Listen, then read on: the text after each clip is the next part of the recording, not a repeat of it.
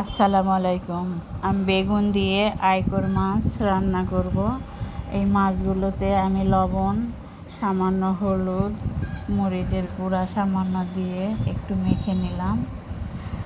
মেখে নিয়ে আমি একটু হালকা ভেজে নেব। এই মাছগুলো আমি দিলাম ভাজতে। আমার এই হালকা ভাজা হয়ে গেল। এই যে আমার বেগুন দিয়ে আমি এই মাছগুলো রান্না করব।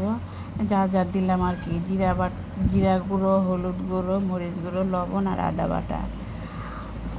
আর এখানে একটু পেঁয়াজ দিলাম, দিয়ে তেল দিলাম, দিয়ে একটু হাত দিয়ে মেখে নিলাম।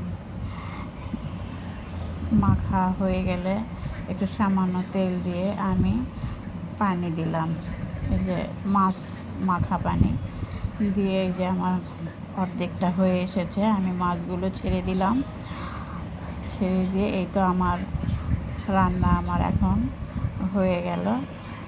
মাখা মাখা বেগুন দিয়ে আইকর মাছের মাখা মাখা তরকারি। আল্লাহ হাফেজ।